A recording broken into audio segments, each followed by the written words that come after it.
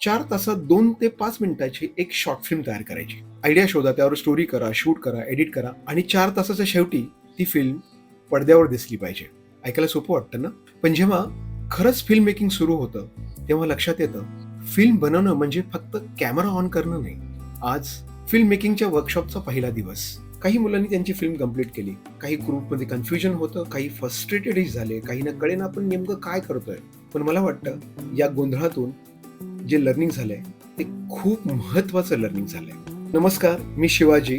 11 ते 19 वर्षाच्या मुलांबरोबर मी एक करतोय 5 दिवसांचं फिल्म मेकिंगचं वर्कशॉप. जवळपास 38 पार्टिसिपेट्स होते. सुरुवातीला सर्वांनी एकमेकांना इंट्रोड्यूस करून दिलं. कोणाला ऍक्टिंग करायला आवडत होती, कोणाला कॅमेरा, कोणाला एडिटिंग, कोणाला लिहायला आवडत होतं, कोणाला डिरेक्शन करायला आवडत होतं.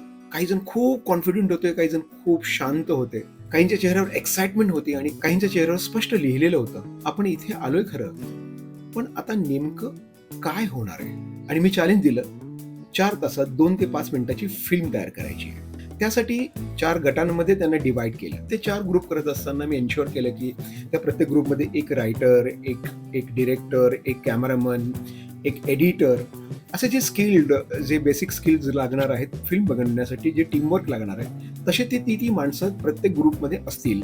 अशा पद्धतीने 4 ग्रुप डिवाइड झाले आणि त्यांचं काम सुरू झालं.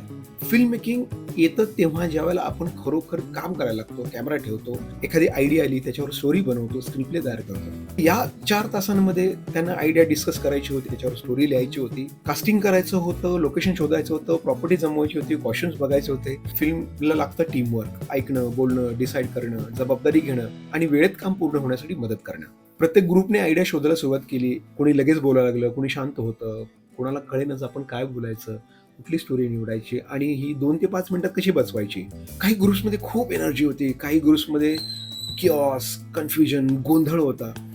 काही मुलं कॅमेरा घेऊन रेडी होती, पण शूट काय करायचं ते क्लिअर नव्हतं. ऍक्टर्स रेडी होते, पण काय भूमिका आहे हे माहीत नव्हतं. आणि अशा सगळ्या गोंधळामध्ये स्टोरी फायनलाइज झाली आणि ते शूटिंगच्या प्रोसेसला लागले. विचार करायला, आयडिया जनरेट करायला, त्याच्यानंतर लिहायला, मग कास्टिंग करायला, शूटिंग करायला साधारण एक 4 तासाचा अवधी दिला होता. आत्ता वाजलेले आहेत 3:20 झाले. 3:20 झाले म्हणजे ऑलमोस्ट आता त्यांच्याकडे फक्त 1 तासभर बाकी आहे. आता जेव्हा शूटिंगची प्रोसेस सुरू झाली तेव्हा आणखी गोंधळ वाढला, प्रॉब्लेम झाले.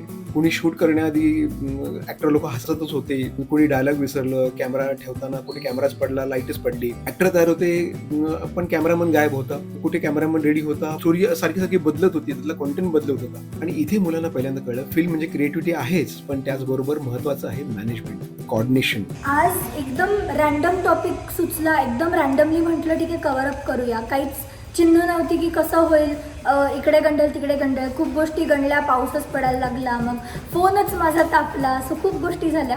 तुमच्याकडे आयडिया असणं पुरेसं नाही, तुम्हाला काय शूट करायचं, कसं शूट करायचंय, किती वेळात शूट करायचंय, हे सगळं क्लिअर असावं लागतं. दिवसाच्या शेवटी तर एका ग्रुपची फिल्म तयार झाली. बाकीचे 3 ग्रुप्स टार्गेट टाइम मध्ये फिल्म कंप्लीट करू शकले नाहीत. काही जण फ्रस्ट्रेटेड झाले, काहींना वाटलं आपल्याकडून काही झालं नाही, काहींचा मूड ऑफ झाला. पहिल्या दिवशी खूप गोंधळ झाला आणि मला असं वाटतं की पहिल्या दिवशीचा गोंधळ फार महत्वाचा होता. आजचा दिवस सक्सेसफुल झाला असं मी म्हणेन.